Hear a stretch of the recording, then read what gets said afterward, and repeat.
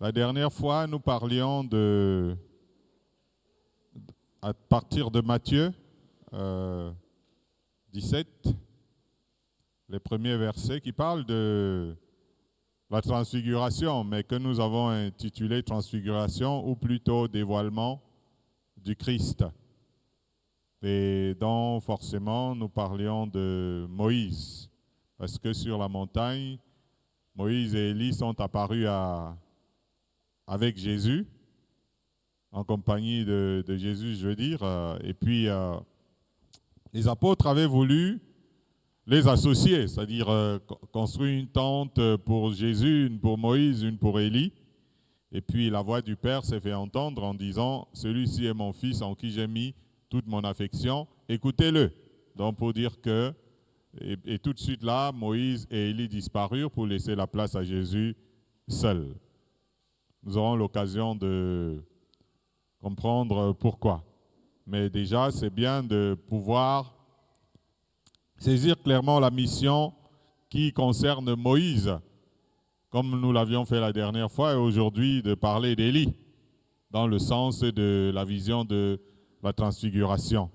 Gloire à Dieu.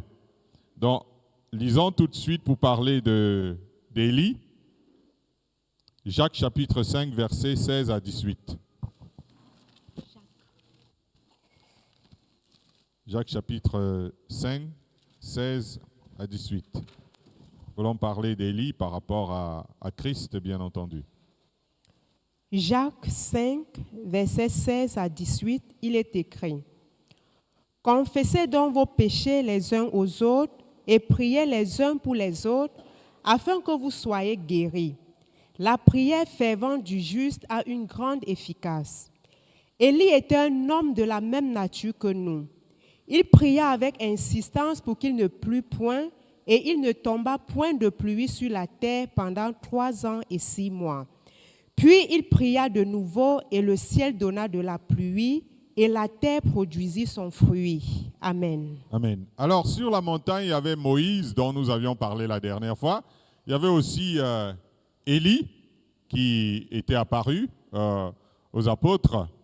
Et la Bible dit qu'Élie, j'aime bien, était un homme de la même nature que nous. Élie faisait avec Moïse partie donc de ceux à qui Pierre a voulu bâtir une tente sur la montagne. Jacques dit ici qu'il était un homme de la même nature que nous. Je n'en disconviens pas, dans la mesure où il est né d'un père ou d'une mère normalement. Donc là, ça va. Il était, pour revenir à ses origines, galadite. C'est-à-dire galadite. Autrement dit, descendant de la tribu de Manassé. Manassé, c'était l'un des fils de Joseph, pour ceux qui connaissent l'histoire de Joseph.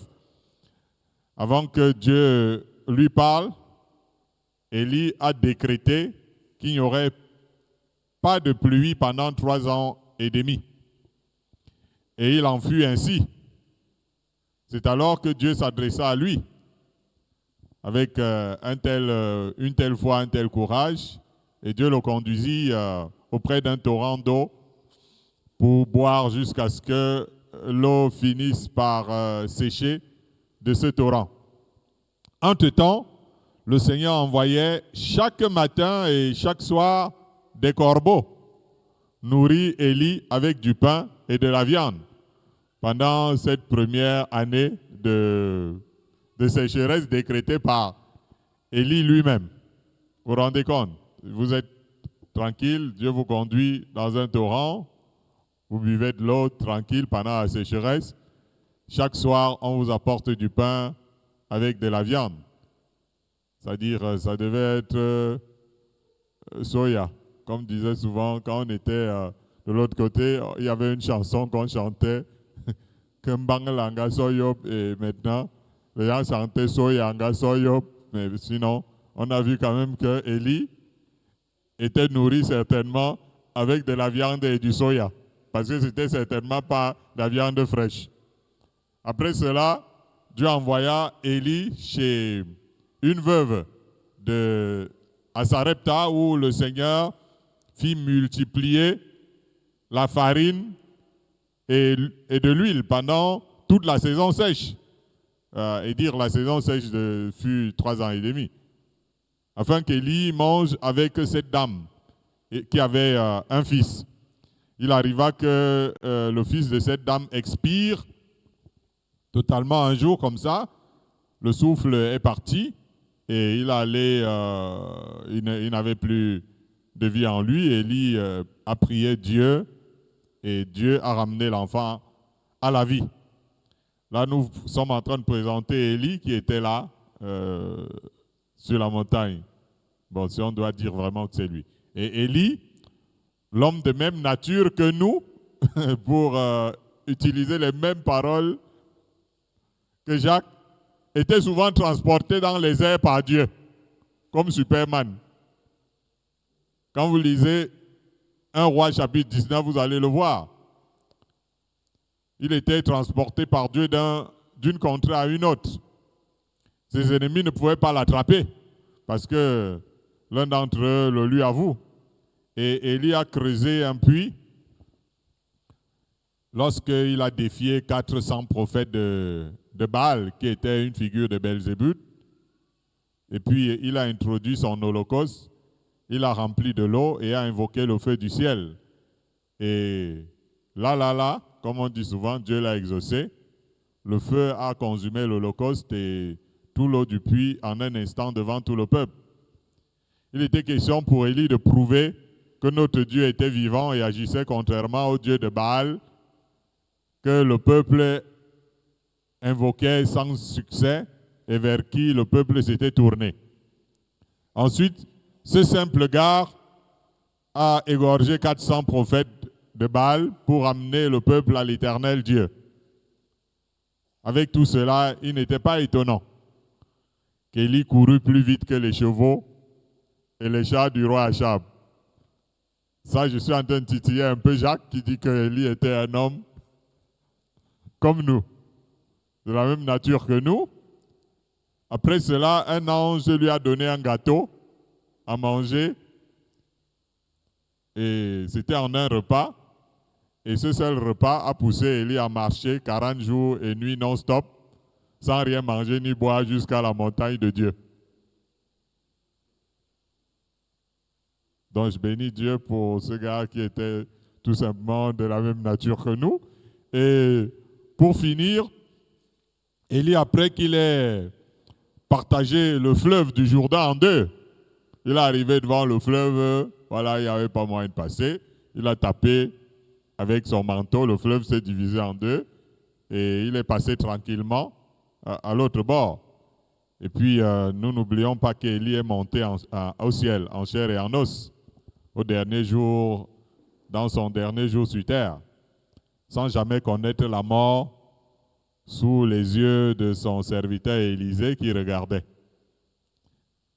Bien que Jacques déclare qu'Élie était un homme comme vous et moi, reconnaissons qu'il semblait venir d'une autre planète quand même. D'ailleurs, Élie signifie Jéhovah ou le Tout-Puissant est Dieu. Jéhovah est Dieu ou le Tout-Puissant est Dieu. Parce que Jéhovah signifie le Tout-Puissant. Donc ça c'est le nom d'Élie. Le Tout-Puissant est Dieu. Toute sa vie en était, on va dire, une démonstration. Et pas étonnant que Pierre ait voulu lui construire une tente à côté de celle de Jésus, compte tenu de qui avait été Élie pendant son séjour terrestre. Amen. Donc nous allons lire Luc chapitre 4, versets 25 à 26. Nous parlons d'Élie, puisqu'il a apparu dans la vision avec Moïse ayant une conversation sérieuse avec le Christ lors de la transfiguration ou du dévoilement du Christ. Alors lisons Luc 4, versets 25 à 26. Il est écrit, « Je vous le dis en vérité, il y avait plusieurs veuves en Israël du temps d'Élie, lorsque le ciel fut fermé 3 ans et 6 mois, et qu'il y eut une grande famine sur toute la terre. Et cependant, Élie ne fut envoyé vers aucune d'elles, si ce n'est vers une femme veuve à Sarepta dans le pays de Sidon. Amen. Amen. Gloire à Dieu. Voilà, il faut dire qu'Élie ne descendait pas de la tribu de Lévi. Jésus est en train de faire de parler ici. Il souligne ici que c'est une femme sidonienne. On va dire donc une femme païenne, totalement, sans lien avec les Juifs, que Dieu utilisa parfaitement pour prendre soin d'Élie durant les 3 années et demie de famine mondiale. Dieu n'a pas géré les femmes israélites de cette époque-là. Comme quoi, Jésus, les élus de Dieu, ne sont pas seulement parmi le peuple de Dieu, entre guillemets. Donc, les élus de Dieu ne sont pas seulement parmi le peuple de Dieu. Ça veut dire pas d'où ici, on voit une femme qui est élue de Dieu et que Jésus va citer comme une grande élue de Dieu, mais qui ne faisait pas partie d'Israël, de la nation d'Israël. Et c'est important de savoir qu'il y a beaucoup de personnes comme ça dans la Bible qui ne sont pas des gens de la tribu d'Israël. Nous avons Ruth. Vous voyez, Ruth n'était pas israélite. Et pourtant, le livre de Ruth est là. Il y avait Job. Vous voyez que Job n'était pas israélite. Lui, c'était apparemment quelqu'un de l'Inde. Vous voyez un peu? Donc, voilà des personnes qui, pour dire que les élus de Dieu ne font pas seulement partie de ce qu'on appelle, entre guillemets, Israël ou le peuple de Dieu. Élie n'était pas une personne infaillible. Ça, c'est aussi, quand même, c'est pour cela que Jacques est en train de dire qu'il était un homme de la même nature que nous. Il ne se sentait pas invincible. Pour quelqu'un qui a affronté les prophètes de Baal, qui a affronté le roi Achab et même l'armée du roi, nous allons voir qu'Élie a fui devant la reine Jézabel. N'est-ce pas? Il a carrément fui devant la reine Jézabel. On va dire, si on se dit, évidemment, c'était un héros, mais là, c'était son talon d'Achille. Il a fui jusqu'à aller se plaindre devant Dieu, pensant qu'il était le seul prophète resté vivant. Parce que Jézabel avait fait mourir tout ce qu'on appelait prophète de l'Éternel. Donc il y avait une grande persécution en Israël où on considérait tous les gens qui servent le Dieu vivant là. Il fallait les tuer tous. Et donc Élie s'est dit que comme on avait tué les prophètes, il était resté lui seul. Mais il ne savait pas que 100 autres prophètes restaient cachés, sans compter parmi tout ce monde-là Élisée. Voilà. Élie a demandé la mort parce qu'il avait perdu son zèle et était dépassé par les événements qui se déroulaient. Or, c'est lui-même qui avait dit qu'il y a une famine de 3 ans et demi et tout ce que ça soulevait comme de manière infernale, lui-même il était dépassé par la suite. Vous voyez? Alors, il ne faut jamais souhaiter le malheur à un pays parce que tu ne sais pas dans quelle situation tu vas te retrouver toi-même. Je parle des chrétiens qui prient souvent pour les malheurs là. Dieu a dû le relever, a relevé Élie et lui demander de reprendre son chemin. Mais le Seigneur a choisi d'établir Élisée comme prophète à la place d'Élie. À cause même de ce fait. Parce que Dieu ne voulait pas un prophète qui va fuir devant Jézabel. Voilà. Cependant, dans le cœur des Israélites, Élie est demeuré aussi puissant que Moïse. Parce que Moïse avait délivré le peuple de la captivité en Égypte. De même, Élie a délivré le peuple de la captivité de Baal. Parce que la reine Jézabel avait établi le culte de Baal comme le culte officiel. Donc ceux qui ne voulaient pas faire partie du culte de Baal étaient tués. Vous voyez? Et donc c'est devenu le culte imposé officiellement. Et c'est pour cela que Élie est venu avec la puissance de Dieu. Il a détruit les prophètes de Baal pour restaurer le culte rendu au Dieu vivant. Vous comprenez ça? Lorsque Jésus appelle Dieu Élie. Élie, sur la croix, vous vous souvenez? Élie. En fait, il appelait le nom de Dieu. C'était en araméen du sud, parce que les Israélites avaient le hébreu a plusieurs connotations, plusieurs façons de se prononcer. Il y a l'araméen du sud, d'où Jésus avait grandi, il y a l'araméen du nord. Donc, Élie, qui venait du nord, portait simplement ce nom. Mais maintenant, le Dieu Tout-Puissant dans l'araméen du sud pouvait s'appeler tout simplement Élie. Vous voyez. Et maintenant, quand Jésus évoque Élie, les araméens du nord, qui étaient du côté de la capitale, là où on était en train de le faire mourir, il déclare que c'est Élie qu'il est en train d'invoquer. Et il s'attendait à voir Élie descendre, intervenir à la croix. C'est pour que vous compreniez ce qu'était Élie dans la pensée de beaucoup de Juifs. Amen. Donc nous allons lire Luc chapitre 1, versets 13 à 17, parce que ce qui se passe sur la montagne est beaucoup plus spirituel.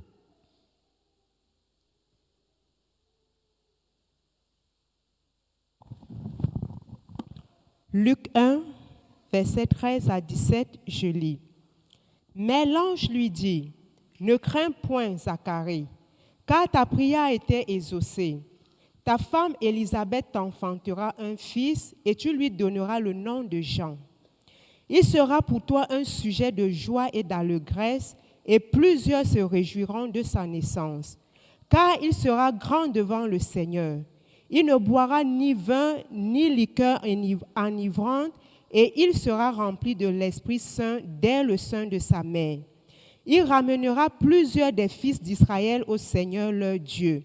Il marchera devant Dieu avec l'esprit et la puissance d'Élie pour ramener les cœurs des pères vers les enfants et les rebelles à la sagesse des justes, afin de préparer au Seigneur un peuple bien disposé.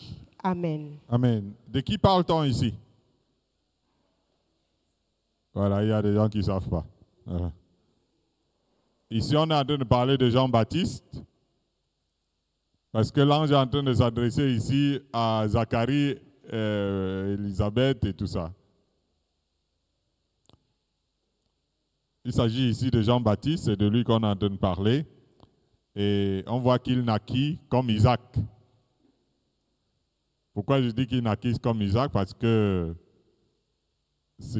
sa vieille maman, Élisabeth, était stérile. Donc, ils étaient déjà vieux, Zacharie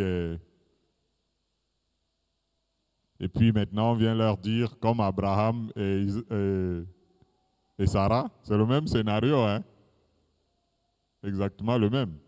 On vient leur dire que vous allez avoir un enfant. Donc, quand il y a les gens qui chantent souvent pour parler de quelqu'un qui a accouché étant vieux, un vieux couple, très vieux, on ne parle que d'Abraham et Sarah.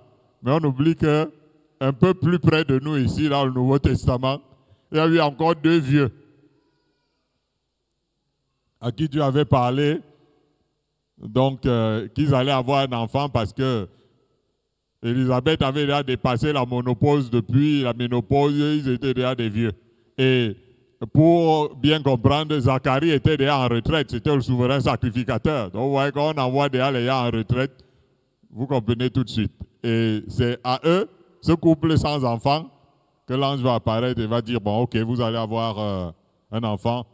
Et cet enfant-là, qui était l'Isaac du Nouveau Testament, c'était bien Jean-Baptiste. Vous comprenez ça? Parce que Jean-Baptiste fut un enfant miracle. Il devait être entièrement consacré à Dieu depuis le sein de sa mère et étant rempli du Saint-Esprit. En tout cas, comme Élie, il va trouver un peuple éloigné de Dieu, attaché à des vaines doctrines. Son rôle, c'était de les ramener au Seigneur comme aux croyances de leur père qu'ils avaient abandonnées. Son rôle, c'était de les ramener à l'obéissance à la parole du Seigneur qu'ils avaient abandonnée. Jean devait renouveler en eux un cœur bien disposé pour le Seigneur. Matthieu dit de Jean qu'il est celui qui avait été annoncé par Ésaïe. Le prophète, lorsque Ésaïe a dit, c'est la voix de celui qui crie dans le désert, préparez le chemin du Seigneur, aplanissez ses sentiers. Seulement, Jean marcherait devant Dieu avec l'esprit ou l'onction et la puissance d'Élie. Est-ce que quelqu'un vient de me suivre là? Hein? Il marcherait devant Dieu avec l'esprit ou plutôt l'onction et la puissance d'Élie. Gloire à Dieu. Vous vous souvenez que Dieu avait dit à Élisée de communiquer sa puissance et son onction à Élisée pour qu'il y ait un autre Élie après Élie. Mais Élisée aurait dû demander l'onction d'Élie, mais il a demandé une double portion. Or, Dieu voulait en lieu et place d'Élie quelqu'un qui avait simplement le même esprit et la même puissance que lui. Et comme Dieu n'oublie jamais ce qu'il dit, Jean serait désigné pour cela. Est-ce que quelqu'un me suit? Vous croyez que Élisée a eu l'esprit d'Élie? Il n'a même pas géré l'esprit d'Élie. Lui, il a demandé une double portion, on lui a donné une double portion. Or, Dieu avait besoin d'un autre Élie.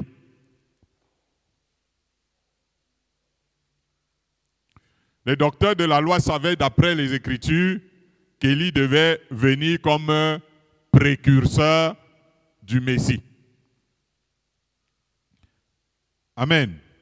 Jésus, en confirmant cette prophétie, a dit à ses disciples qu'Élie est déjà venu, qu'ils ne l'ont pas reconnu et qu'ils l'ont traité comme ils l'ont voulu.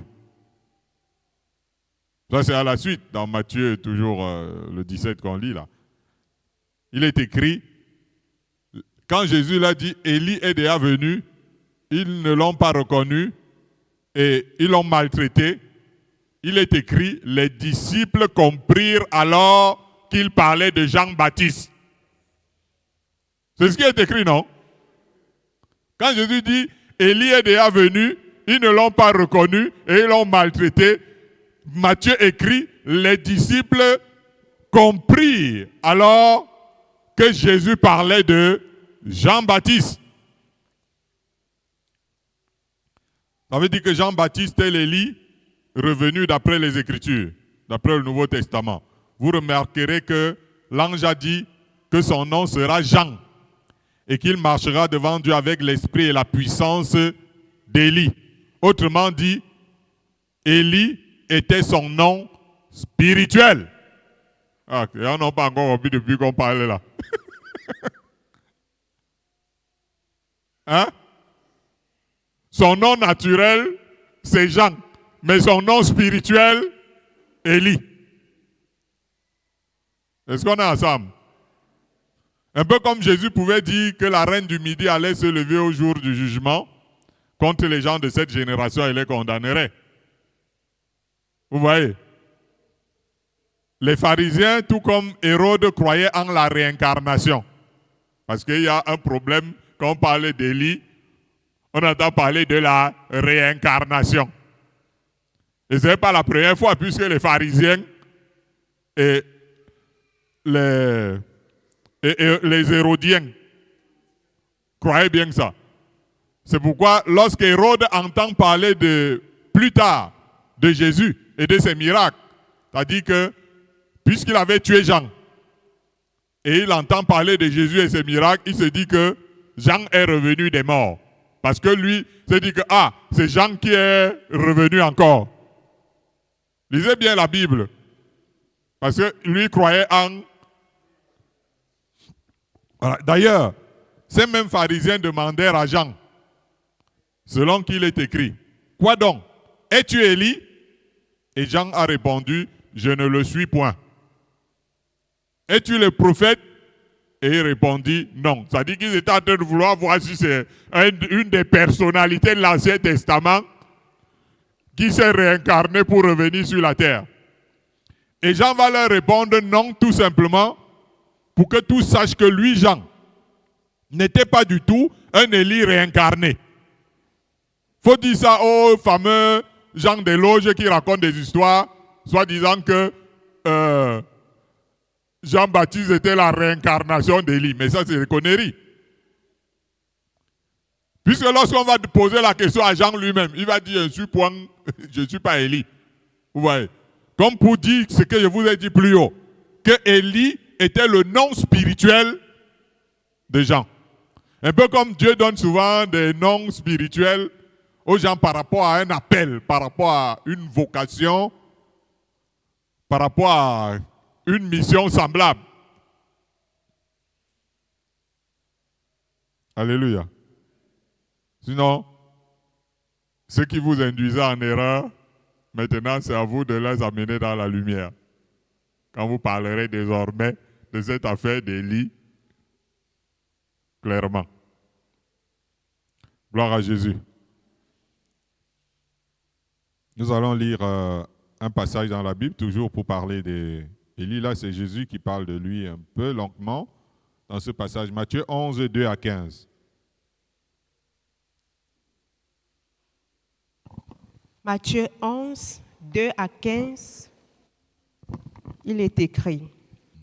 Jean, ayant entendu parler dans sa prison des œuvres du Christ, lui fit dire par ses disciples, « Es-tu celui qui doit venir ou devons-nous en attendre un autre ?» Jésus leur répondit, « Allez rapporter à Jean ce que vous entendez et ce que vous voyez. Les aveugles voient, les boiteux marchent, les lépreux sont purifiés, les sourds entendent, les morts ressuscitent et la bonne nouvelle est annoncée aux pauvres. Heureux celui pour qui je ne serai pas une occasion de chute. » Comme il s'en allait, Jésus se mit à dire à la foule au sujet de Jean, « Qu'êtes-vous allé voir au désert? Un roseau agité par le vent? Mais qu'êtes-vous allé voir? Un homme vêtu d'habits précieux? Voici, ceux qui portent des habits précieux sont dans les maisons de rois. Qu'êtes-vous donc allé voir? Un prophète? Oui, dis-je, et plus qu'un prophète, car c'est celui dont il est écrit. Voici, j'envoie mon messager devant ta face pour préparer ton chemin devant toi. Je vous le dis en vérité, parmi ceux qui sont nés des femmes, il n'en a point paru de plus grand que Jean-Baptiste. Cependant, le plus petit dans le royaume des cieux est plus grand que lui. Depuis le temps de Jean-Baptiste jusqu'à présent, le royaume des cieux est forcé, et ce sont les violents qui s'en emparent. Car tous les prophètes et la loi ont prophétisé jusqu'à Jean. Et si vous voulez le comprendre, c'est lui qui est Élie qui devait venir. Que celui qui a des oreilles pour entendre, entende. Amen. Gloire à Dieu. 2 à 15. C'est ça? Ok. Jean a fini, Jean-Baptiste, bien sûr, quand nous lisons ce passage, il a fini par être scandalisé dans sa prison. Parce que vous savez bien qu'il avait été jeté en prison jusqu'à remettre en question le fait que Jésus soit le Christ, au point d'inculquer son incrédulité à ses disciples qui sont venus comme ses porte-paroles auprès de Jésus, lui demander s'il était véritablement le Messie ou pas. Comme Élie, il était allé affronter le roi. Jean-Baptiste était allé affronter le roi comme Élie, non? Et il était allé affronter la nouvelle reine du roi, la reine adultère. Parce qu'en fait, Hérode avait fait l'enlèvement à son frère en récupérant de force la femme de son frère, c'est-à-dire que dans sa position de roi. Et Jean-Baptiste était monté au créneau pour lui dire que cela ne lui était pas permis. C'est pourquoi Hérode l'avait jeté en prison, parce que Hérode a abusé de son autorité de roi. Et c'est là que le ministère de Jean était fini sur la terre. Il n'a pas fui pour sa vie, comme Élie. Et curieusement, c'est la reine qui fut sa bête noire. puisqu'elle réclama son exécution, sa tête sur un plateau, et cela fut fait. Les affaires des non spirituels là.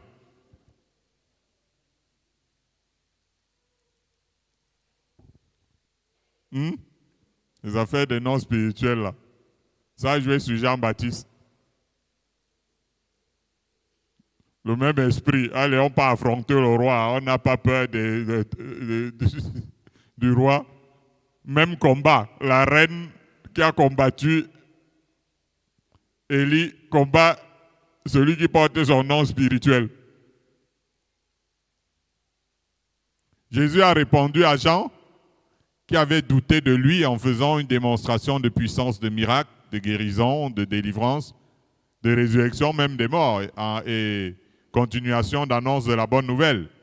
Cependant, Jésus a rendu un grand témoignage de Jean, comme étant plus qu'un prophète, un messager pour préparer son chemin devant lui. Quand vous savez qu'avant, il y a eu quand même Abraham. Il y a eu Abraham, il y a eu Moïse, il y a eu Josué, il y a eu Élie même, il y a eu Samuel, Ésaïe, Jérémie, Daniel et autres. Jésus dit qu'aucun n'a été plus grand que Jean-Baptiste. Et là, c'est quand même Jésus qui est la parole de Dieu, et ça, c'est à souligner. Même si celui qui se fait le plus petit dans le royaume des cieux est plus grand que Jean-Baptiste. Ce qui veut dire aussi qu'après Jean-Baptiste et tous les grands prophètes de l'Ancien Testament, il y aurait encore plus grand que dans le royaume de Dieu. Jésus précise que Jean est l'Élie qui devait venir. Jésus fait ainsi des reproches d'ailleurs aux docteurs de la loi. Il dit, Jean est venu à vous dans la voie de la justice et vous n'avez pas cru en lui. Mais les publicains et les prostituées ont cru en lui. Et vous qui avez vu cela, vous ne vous êtes pas ensuite repentis pour croire en lui. Donc le ministère de Jean-Baptiste était issu de la justice de Dieu. Il est notoire aussi, d'après Jésus, qu'à travers 16 anciens prophètes jusqu'à Jean, c'est comme si le royaume des cieux était forcé. C'est-à-dire, il réclamait qu'il faille se faire violence pour le gagner. Gloire à Dieu. C'est ça avant que Jésus ne vienne. Il fallait faire pénitence, il fallait se faire, je ne sais pas moi, dans des tas de tous les efforts les plus humains possibles pour pouvoir s'arracher une place dans le royaume du Seigneur. Il dit que c'est comme ça que ça bagarrait jusqu'à Jean. Mais quand vous dites le royaume des cieux est forcé, vous êtes grandement dans l'erreur. Ça montre que vous n'êtes pas dans le Nouveau Testament. Vous n'êtes pas dans l'alliance de Christ. Parce que Jésus dit que c'était, depuis l'Ancien Testament, ça s'est arrêté jusqu'à Jean. Et il y a des frères qui sont encore en train de dire que le royaume des cieux est forcé. Donc, ça montre que vous comprenez très bien. Gloire à Dieu. Lisons Matthieu 16, versets 14 à 16. Est-ce qu'on est ensemble?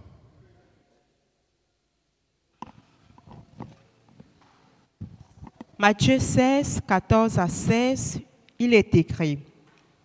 Il répondit, les uns disent que tu es Jean-Baptiste, les autres Élie, les autres Jérémie ou l'un des prophètes. Et vous... Est-ce qu'on peut lire à partir du verset 13? 13. Ok. Jésus, étant arrivé dans le territoire de Césarée de Philippe, demanda à ses disciples, « Qui dit-on que je suis, moi, le Fils de l'homme ?» Il répondit, « Les uns disent que tu es Jean-Baptiste, les autres Élie, les autres Jérémie ou l'un des prophètes. Et vous, leur dit-il, qui dites-vous que je suis ?» Simon-Pierre répondit, « Tu es le Christ, le Fils du Dieu vivant. » Amen. Voilà. Élie était le prophète du Dieu vivant. Jean est le prophète de la transition entre l'Ancien et le Nouveau Testament. Voilà le rôle de Jean. Si on vous dit, Jean c'est quoi? Vous allez dire, Jean est le prophète de la transition entre l'Ancien et le Nouveau Testament. Jean est un pont essentiel, mais Jésus est le Fils du Dieu vivant. Le terme fils fait toute la différence, hein? Ce n'est pas une question de performance. La différence ne se présente pas ici sous la forme de performance. C'est-à-dire qui a fait plus de miracles que l'autre, qui a fait plus d'exploits que l'autre ou des choses pareilles. La différence, c'est le terme fils. Jean, lui, par exemple, ne mangeait pas, il ne buvait pas. Parce que, vous avez compris, c'était une alliance depuis l'enfance. D'ailleurs, sa nourriture, c'était les sauterelles et du miel. Vous vous rendez compte que votre nourriture, c'est les sauterelles et du miel. Comme il était dans le désert, il attrapait les sauterelles, il finissait de bien les arranger, il les séchait. Et puis, quand c'est déjà bon là, il ajoute le miel et voilà ce que le gars mangeait.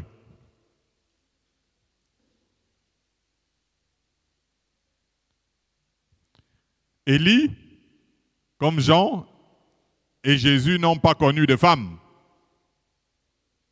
Parce que vous allez remarquer les similitudes. Contrairement à Moïse, bien sûr, parce que Moïse s'était marié à 2 reprises. Il s'est marié d'abord en Égypte.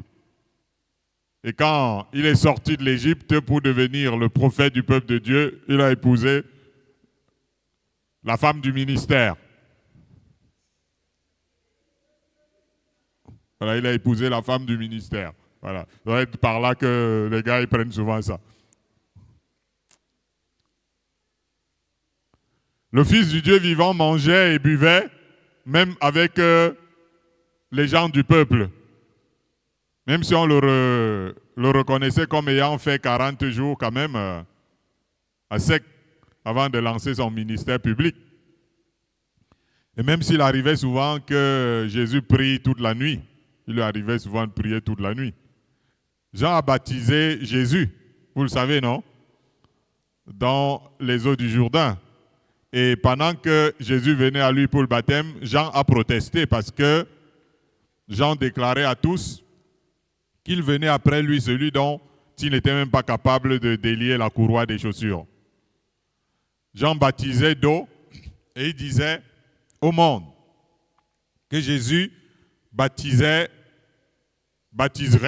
du Saint-Esprit et de feu. Mais Jésus a honoré le baptême de Jean. Jésus a honoré le baptême de Jean. Jean a rendu témoignage de la supériorité de Christ par rapport à lui. Il voulait que tous sachent que ce n'est pas lui, Jean le Messie. Vous voyez, il n'était pas Messie Jean. Pour lui, Jésus était l'époux à qui appartiennent l'épouse. Il considérait que Jésus était du ciel. Ça, c'est ce que Jean, lui, quand il fait le témoignage dans l'évangile de Jean, il dit que Jésus, lui, il est du ciel et que lui, Jean, il est de la terre. Ce qui faisait que Jésus, à qui Dieu donnait l'esprit sans mesure, était supérieur à tous. Pour Jean, Jésus, en tant que fils de Dieu, détenait tout pouvoir, en sorte que celui qui croit au Fils a la vie éternelle, celui qui ne croit pas au Fils ne verra point la vie, mais la colère de Dieu demeure sur lui. Je suis en train de répéter les paroles de Jean-Baptiste. Vous pouvez voir ces paroles dans Jean chapitre 3. C'est Jean-Baptiste qui parle. N'est-ce pas? Il dit que celui qui croit au Fils a la vie éternelle. Celui qui ne croit pas au Fils ne verra point la vie, mais la colère de Dieu demeure sur lui. Il y a beaucoup de gens qui chantent ça sans savoir que c'est les paroles de Jean-Baptiste. Ils doivent payer les droits d'auteur à Jean-Baptiste. Donc pour Jean, il fallait que le Christ croisse et que lui, Jean, il diminue. On pouvait comprendre alors pourquoi les disciples de Jésus baptisaient en sa présence et aux yeux de tous. Les disciples de Jésus baptisaient les gens dans l'eau. devant Jésus, plus que les disciples de Jean. Plus de gens que ne le faisait Jean-Baptiste, alors que tous deux étaient encore bien vivants. Mais les disciples de Jésus baptisaient finalement plus de gens que dans l'eau que ne faisait Jean-Baptiste. C'est écrit dans l'évangile de Jean. Jésus n'avait pas remis en question le baptême de Jean. C'est pourquoi les disciples baptisaient en sa présence. Pour Jésus, le baptême de Jean était juste. Vous comprenez ça? C'était juste. Paul dit qu'il n'y a qu'un seul baptême. Seulement avant la mort de Christ, même ses disciples baptisaient du baptême de Jean. Parce que quand vous entendez que les disciples de Jésus baptisaient là, devant sa présence, ils baptisaient du baptême de Jean, qui était le baptême de quoi? C'était le baptême de quoi, le baptême de Jean? Hein? J'entends plein de paroles au même moment. Baptême de repentance. Gloire à Dieu. Mais le baptême a changé de fond, hein, après la résurrection de Christ, selon qu'il est écrit, ayant été ensevelis avec lui par le baptême, vous êtes ressuscités en lui et avec lui par la foi en la puissance de Dieu qu'il a ressuscité des morts. Vous savez qu'il y a eu un grand débat, d'ailleurs là-dessus dans le livre des Actes et des Apôtres. Mais l'apôtre Paul, qui était dans ce débat, a dit, Jean a baptisé du baptême de repentance, disant au peuple de croire en celui qui venait après lui, c'est-à-dire en Jésus. Sur ces paroles, ils furent baptisés au nom du Seigneur Jésus. Donc c'est dans le livre des Actes des Apôtres, longtemps après, que maintenant les gens étaient baptisés au nom de Jésus. Parce que sinon, c'était simplement le baptême de Jean-Baptiste. Il ne s'agissait plus alors de la simple repentance, mais de la foi et de l'adhésion à la mort et à la résurrection du Christ. Jésus n'est pas seulement venu avec le sang, il est venu avec l'eau et le sang. Voyez, nous parlons de transfiguration ou plutôt dévoilement du Christ.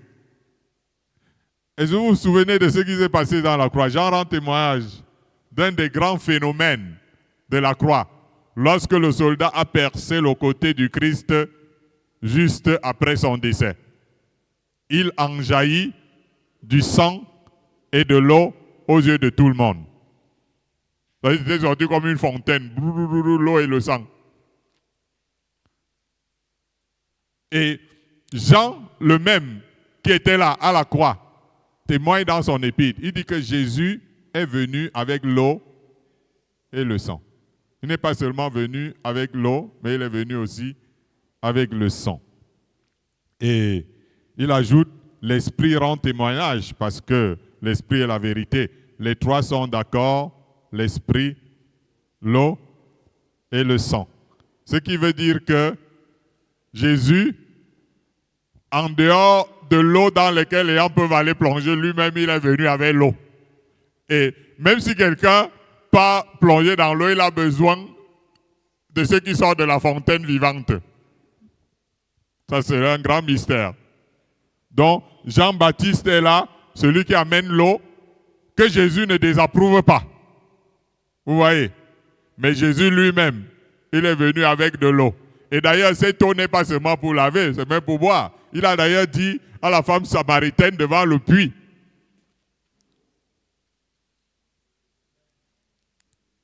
n'est-ce pas? Il a dit qu'il avait de l'eau, non? Que s'il lui donnait l'eau, elle n'aura plus soif. Et cette eau qu'elle va boire va devenir une source qui va jaillir en elle jusque dans la vie éternelle. Donc Jésus qui est capable de dire que des fleuves d'eau couleront dans le sein de celui qui croit. Lui-même, il est la source. Il est une fontaine dans laquelle celui qui va boire ou qui va se laver et purifié. Donc il était une fontaine vivante. Gloire à Dieu. Alors lisons Matthieu 9, versets 14 à 17.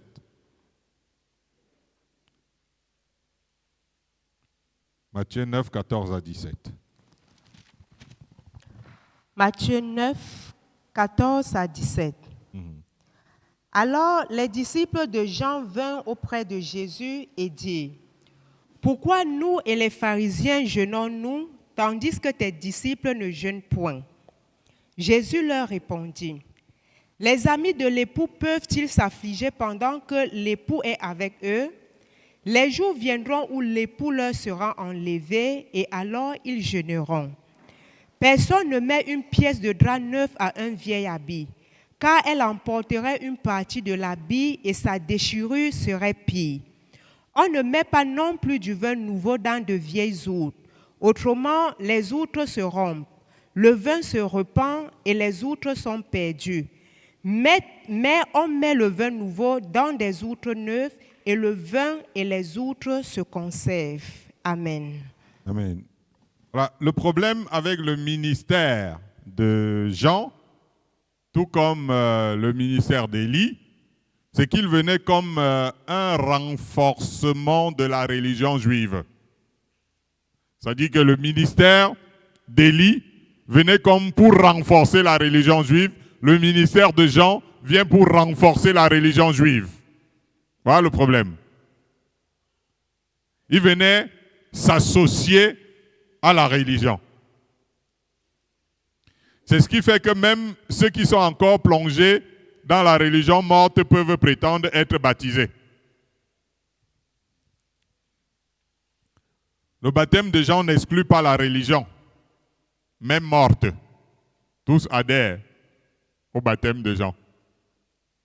D'autres par aspersion, d'autres par plongeon, mais ils sont dedans.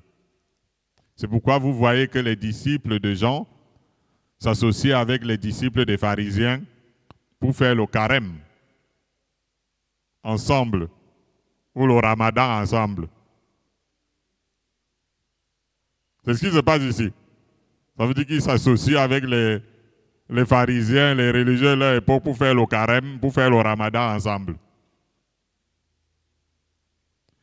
Jésus leur donne une réponse comme quoi le jeûne, par exemple, ne doit pas être une formalité. La réponse que Jésus leur donne. Le jeûne ne sied pas au vieil homme inconverti.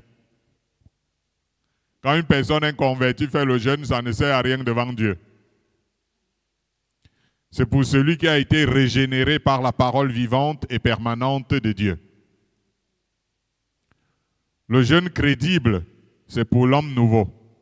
C'est pour la nouvelle créature. Alors pourquoi Jésus allait déranger ses disciples avec le jeûne? Surtout qu'en ce moment-là, il dira à Pierre plus tard, quand tu te convertiras, affermis tes frères. Pourquoi tu veux que je force les gens qui ne comprennent rien à jeûner comme vous? C'est ce que Jésus dit aux disciples des Jean et des pharisiens. Pas besoin alors que ses disciples se livrent à des formalités religieuses.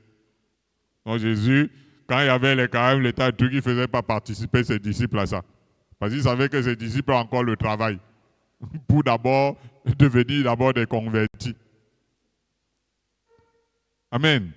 Donc pas besoin que ses disciples fassent juste de la religion systématique. Par ailleurs, Jean enseignait la prière à ses disciples. Je ne sais pas si quelqu'un comprend ce que je suis en train de dire.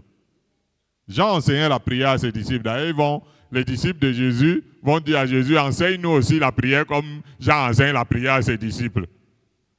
Donc, vous voyez un peu comme dans les religions, où on vous enseigne, on vous récite les trucs, et puis maintenant vous venez vous réciter. C'est comme ça que Jean enseignait ses disciples.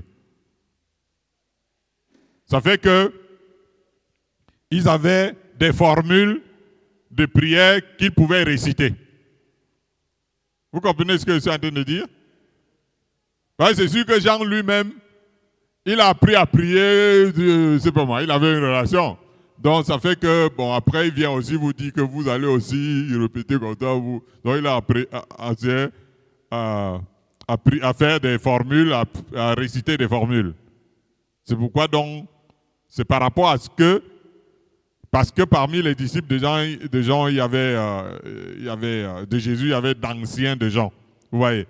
Pourquoi ils sont venus réclamer en disant, enseigne-nous aussi à prier comme Jean le fait avec ses disciples. Et Jésus, au lieu de leur enseigner des récitations de prière, leur a plutôt enseigné des canevas, des formules et des clés de prière à travers le Notre Père. Parce que beaucoup de gens pensent que Jésus était en train d'enseigner la récitation de prière alors qu'il enseignait le Notre Père. Ça dit que, c'est important de prier dans la position d'enfant de Dieu. C'est ça la prière de notre Père. Parce que lorsque quelqu'un n'est pas un enfant de Dieu, ça devient comme l'enfant du voisin qui est en train de dire Dieu, mon Père. Donc, ce n'est pas la même chose.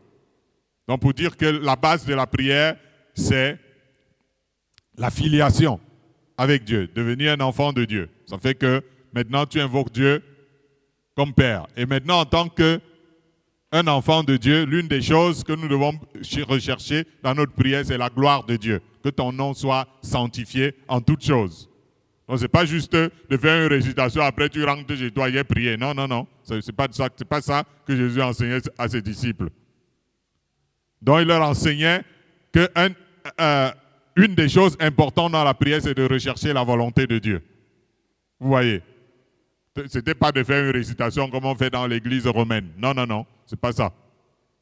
Heureusement, Jean, qui savait que Jésus était supérieur, a commencé à indiquer à ses propres disciples le vrai chemin.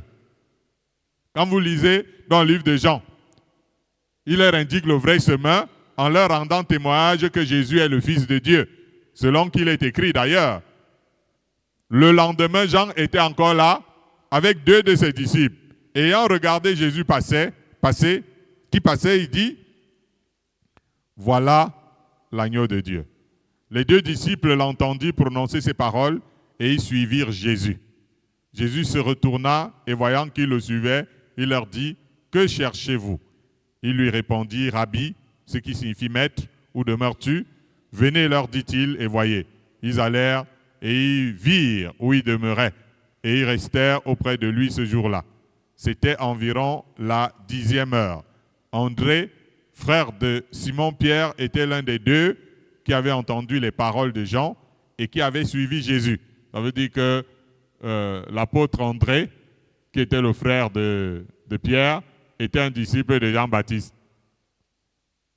Donc c'est normal que quelqu'un puisse quitter une religion pour suivre Jésus, ou quitter un ancien endroit pour commencer à marcher autrement dans un appel du Seigneur. C'était le cas d'André. Vous voyez? Et ce fut lui qui rencontra le premier son frère Simon et lui dit, nous avons trouvé le Messie, ce qui signifie Christ. Ça veut dire que André avait reçu le témoignage de son ancien maître, qui lui a fait comprendre que ce n'est pas moi le Messie, voilà le Messie là-bas. Et il leur avait enseigné des choses au sujet du Christ. Et André, ayant écouté son maître Jean-Baptiste, a suivi Jésus. Et auprès de Jésus, il a interrogé toute la journée, puisqu'on dit qu'il a passé la journée avec le Christ. Ça fait qu'il y a des choses qu'il a compris. Et il a dit, il faut que j'aille parler de ça à mon grand frère Pierre. C'est comme ça qu'il va rencontrer Pierre et lui dit que nous avons trouvé celui qui est le Messie, le Christ. Donc, ça veut dire que André a évangélisé Pierre. Vous voyez, non, un peu comme toi qui as fini par découvrir que Jésus est le Christ, tu le reçois dans ta vie et tu peux évangéliser ton frère. Lui aussi, il croit et il vient aussi. C'est ce qui s'est passé entre André et Pierre. Donc, ça fait donc que les disciples de Jean le quittaient parce que Jean, lui, et ses disciples, ils pratiquaient la religion. Pour suivre maintenant le Christ, que lui n'était pas dans la religion. Parce que Jésus n'est pas une nouvelle religion. Jésus est le Fils de Dieu. Toute personne qui croit en Jésus va quitter sa religion pour suivre le Fils de Dieu. C'est de ça qu'il est question. Gloire à Dieu.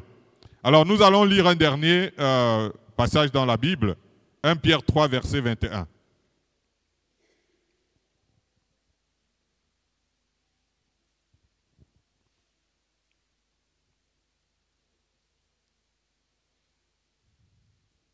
1 Pierre 3, le verset 21, lisons ce dernier passage.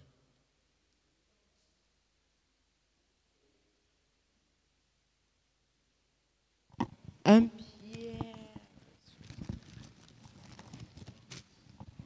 Pierre 3, verset 21.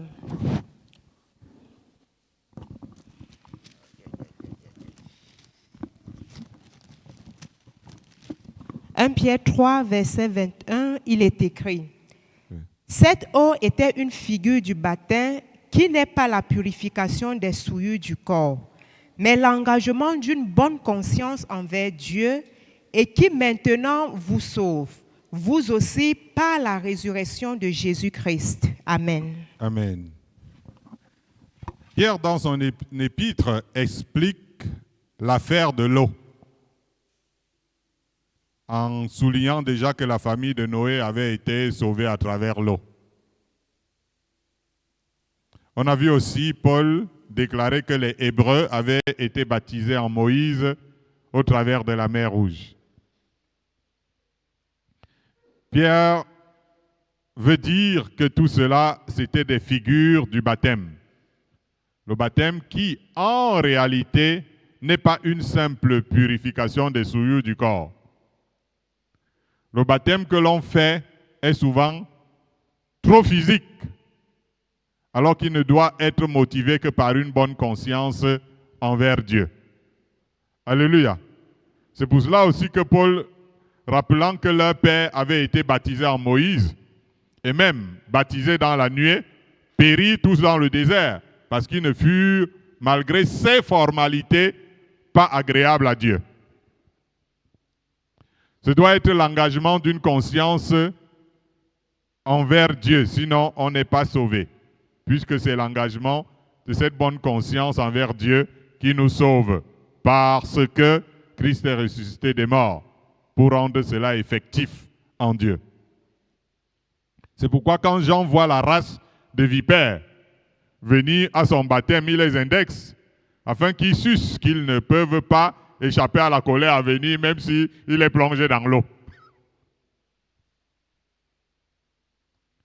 Pour Jean-Baptiste, la postérité ne peut pas produire des fruits dignes de repentance, la postérité du serpent. Il ne sert à rien qu'elle se fasse baptiser. Le corps, dans l'eau, peut n'avoir aucun rapport avec la conscience. Puisqu'on t'a dit, il faut te baptiser seulement, et puis tu l'as fait, mais ta conscience n'était pas là. Ça veut dire que l'engagement de la conscience, c'est plus important. C'est pourquoi vous voyez que le malfaiteur sur la croix s'est retrouvé le jour même avec Christ dans le paradis. La repentance est le but du baptême pour la rémission des péchés. Qui dit repentance n'implique pas de fait le corps, mais la conscience. Il est vrai que le baptême touche la purification, mais il faut que la bonne conscience soit engagée. C'est en cela que l'Église est purifiée par le baptême d'eau. Paul dit que le but du commandement, c'est une charité venant d'un cœur pur, d'une bonne conscience et d'une foi sincère. Sinon, ça devient de vains discours. Et là où on parle de la conscience, l'eau naturelle ne suffit pas. Selon qu'il est écrit, le sang de Christ qui par un esprit éternel s'est offert lui-même sans tache, à Dieu purifiera-t-il votre conscience des œuvres mortes afin que vous serviez le Dieu vivant. La bonne nouvelle est annoncer l'évangile de vérité. Ceux qui croiront et qui seront engagés avec un cœur pur, une bonne conscience et une foi sincère seront sauvés, même s'ils sont au pôle Nord. Quand vous allez partir prêcher l'évangile au pôle Nord et que les gens ont reçu Jésus avec un cœur pur, une bonne conscience, une foi sincère, vous savez bien qu'ils ne peuvent pas être baptisés. Sinon, quelqu'un va il va sortir de là étant un fossile de science-fiction. Et maintenant, si vous allez prêcher au Sahara, là il y a le désert, aucune goutte d'eau, et que les gens reçoivent le Christ avec un cœur pur, une bonne conscience et une foi sincère, ils seront sauvés. Alors qu'ils ne peuvent accéder à l'eau. C'est très important de souligner cet aspect de la chose.